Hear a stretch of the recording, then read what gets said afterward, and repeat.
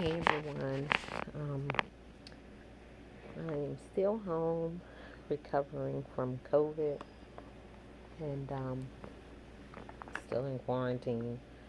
This is my hair looks a mess. Don't pay me no mind. This is day 22. Um, I went yesterday to get retested because I don't feel like I have COVID anymore. Unfortunately, I'm still dealing with the pneumonia, and it's so strange because um, I feel bursts of energy sometimes, and then I have these like on random spouts of shortness of breath. It's crazy. I can get up, go to the bathroom, and in my room, and because my bathroom's in my room, come back, I can be perfectly fine. Um, I try to do some squats, like 20 squats every time I go to the bathroom.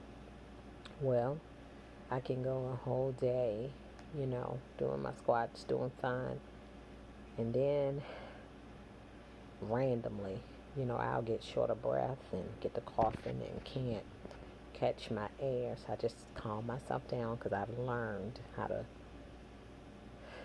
breathe in a way that calms me down and it'll calm the cough down. And if I'm really in distress, I just grab the inhaler and I'll go ahead and take a puff.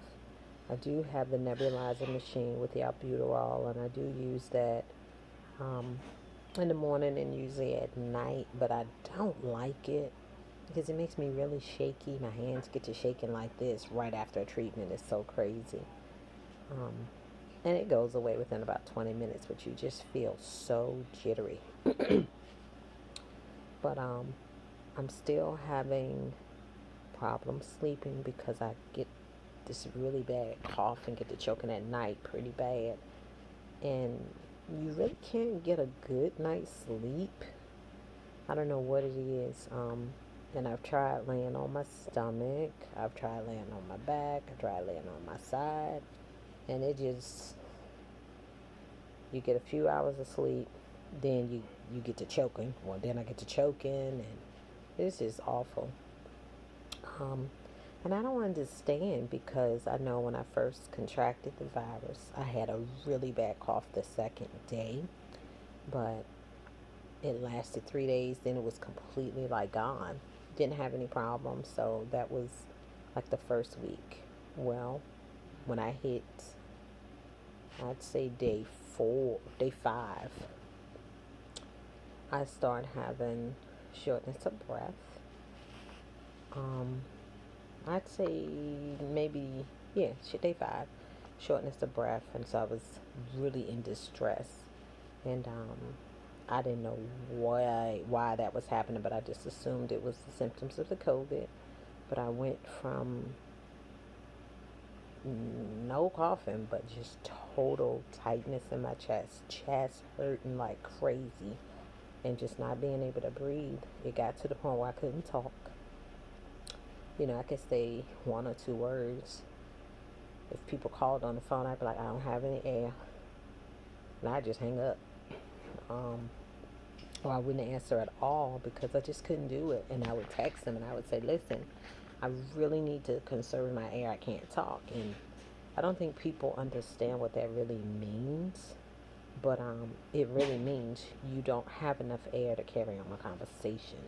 It's almost like you're slowly drowning, sitting up, or, not in any water, but just dry drowning. It is horrible. I've never seen anything like it, never felt anything like it. So by the time I got to day 8, I ended up having to go to the hospital because it was just that bad. I just couldn't breathe at all. And hold on a second.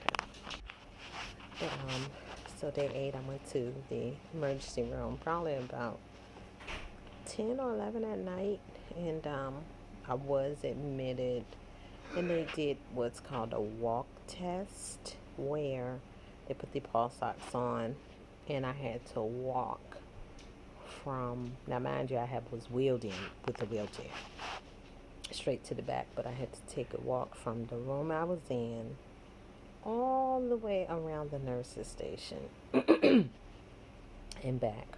Well, going up was not a problem, but by the time we got halfway back, I started really, really wheezing and coughing and like really visibly going into distress, like losing my breath. I started panicking. It was horrible. Needless to say, they were a little perplexed because I was sitting down. My oxygen was 97, which is really good. And then when I got up to do the walk, it dropped to like 92, 90, 92. I think it was 92 and 91. But they were like, that's still not horribly bad, but you're really in distress. You seem really tight. And so I was admitted for a few days. And all they gave me, they did do a chest x-ray. They tested me again. And of course, it was positive again, the COVID test. And so I ended up with the diagnosis was acute hypoxia, acute pneumonia, and there was something else. Acute hypoxia, acute COVID 19. And so, and just so you know, the hypoxia is the onset of the shortness of breath. It can be very dangerous because um, you can go into what's called ARDS, um, something respiratory distress syndrome or whatever, I don't know. Something like that is bad, put it that way, if they don't catch it. And but I didn't get they didn't give me any oxygen, which I thought was kind of odd. I was panting, for breath and just in so much discomfort trying to take those. It was kind of like breathing like this, kind of like a dog. And you could see my chest rising. It was really weird, kind of apocalyptic, like I was gonna change into a zombie or something like at any minute. It was so ridiculous, y'all. Seriously ridiculous. But for those of you who don't know, I mean ridiculous. But it was insane. And so they discharged me from the hospital that night, Saturday night, and I was in really bad condition, really bad shape still. Not in any condition, in my opinion, to go home. But I was already in an overflow room. Um, I was on the cardiac care floor. Not that I had anything wrong with my heart. They just run out of COVID rooms or COVID floors. And so they were putting the COVID patients in the overflow that was kind of in the cardiac step down unit. Like you go from cardiac ICU down to the step down unit before you go home, I guess. And so I pretty much just healed, at home. Um, Trying to think if I have enough air to really talk about the hospital experience. It was quite discouraging. I will say I was glad I was at the hospital because they have you hooked up to the heart monitors, the breathing monitors. My blood pressure was just crazy all over the place. It had gotten up as high as like after I had walked, after that walk they took me on, my blood pressure got up to 213 over like 95. No, 98. And of course, all the alarms start buzzing and I was freaking out, but they were like, just take deep breaths, calm down. And they gave me an antibiotic right then and there. And it was very, very, very scary. And when I say scary, because, once the emergency room doctor came in and talked to me about what was going on with me, she said, Miss Coleman, you are at the point where if we send you home, you could totally lose, your oxygen could totally drop, extremely low, and you could really be in an emergent situation. Um, she said, and because you're on day 8, either we see patients go from where you are physically um, to the ventilator and needing breathing assistance by machine, or most people recover very well from where you are at. But she said it's just not, the numbers are not consistent enough. So we would recommend, that you stay. We do need to admit you, but we have seen some people say, no, I'm not staying here. I think I can manage my breathing at home. Give me my antibiotics, and they leave. Um, and I looked at her and I said, my family is scared,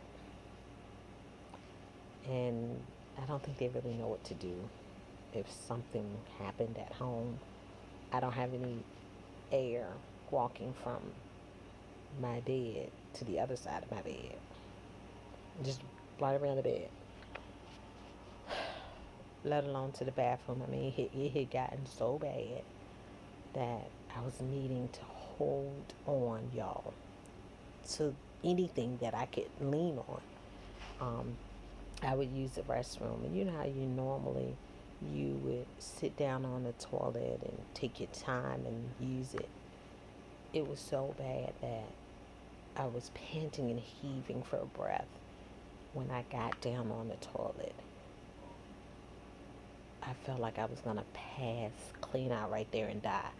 Um, it was just no air. I mean, it was this constant suffocation.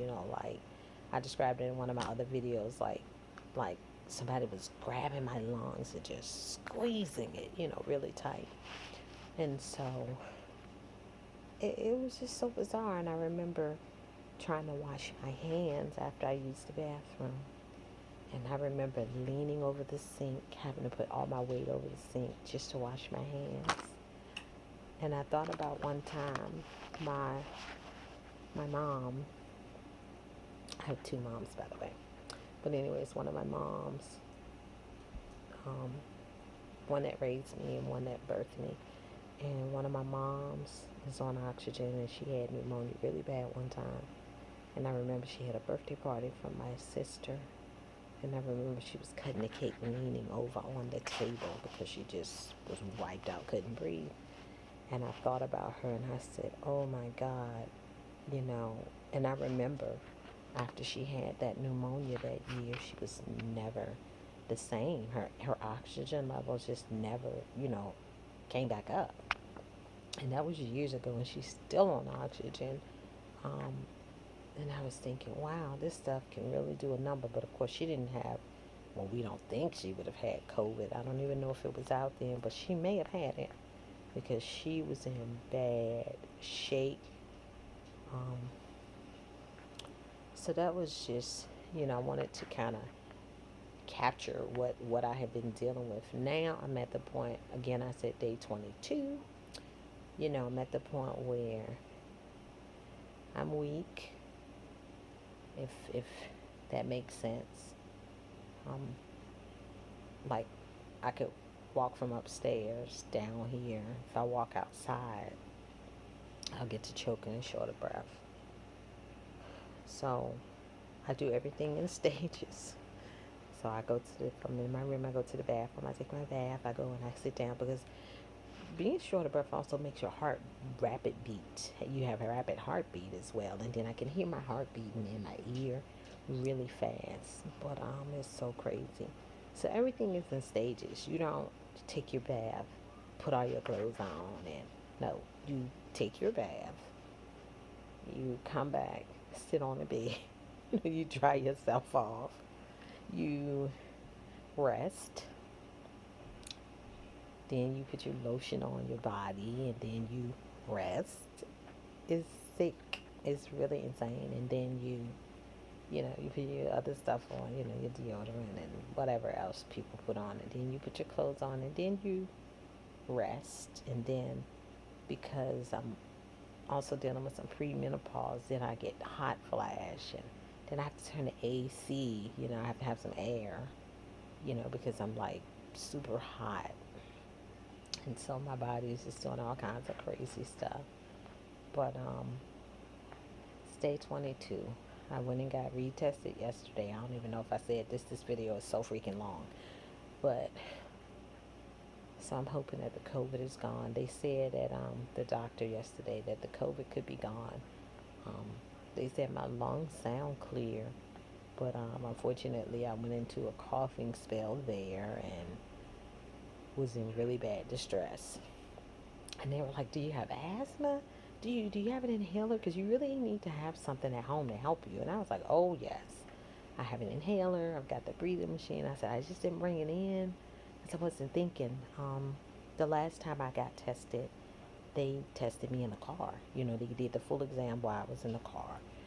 So this time they had me come in, and I was like, you know, I walked very slow and took my time. So, by the time I got in the room, I was coughing, out of breath. It's quite an ordeal. Now, I will say this. Um, if I use the inhaler, it calms that down within like 10 minutes. It really does. But I can't use it but like every 4 to 6 hours. The treatments are every 6 hours, so I try to reserve those for early in the morning and then one at night. Um, and I may end up waking totally up out my sleep during the middle of the night and giving myself a breathing treatment or taking the inhaler because the at night it feels like I hadn't recovered. It's not so much the shortness of breath, but it's that really rough cough. And see, the cough isn't producing any phlegm. It's like a really dry cough, and it's insane. So that's what I'm dealing with. I don't know, and I can't get a chest X-ray until after I test negative. So once I test negative, I'll go and have them take a look at my lungs.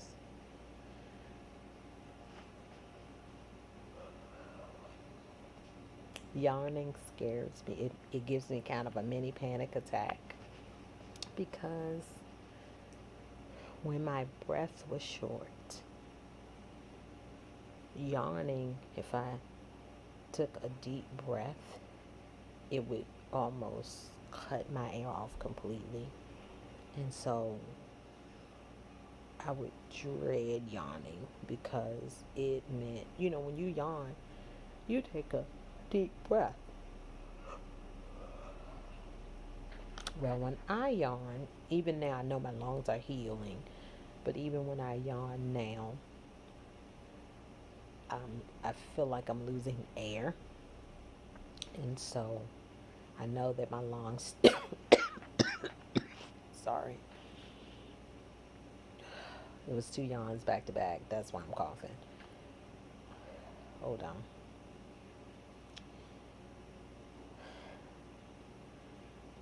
The good thing is I talked almost 20 minutes without coughing, and I just got short of breath when I did the 2 yawns back to back. So that's kind of like what I'm dealing with. But this night attacks, it's insane. And I'm really kind of foggy headed. Yeah, I don't know how to describe it. I'm not sharp. But yeah, it's just been a whirlwind. I'm hoping I have a better night tonight because for 3 nights straight, I've been up almost all night. And I finally stopped coughing at like 5 in the morning. And it's just, it wears me out. And so I'm sleeping all day. My sleep cycle, I'm downstairs, so sorry. Gotta wear the mask because people are in here. Normally I would be in my room, but I smelled food, so I came down here to sit down. I thought I was gonna eat. They're having chitlins and cabbage and cornbread. I don't eat no chitlins. But yeah. But let me turn it up too, because I don't know if y'all can hear me through the mask.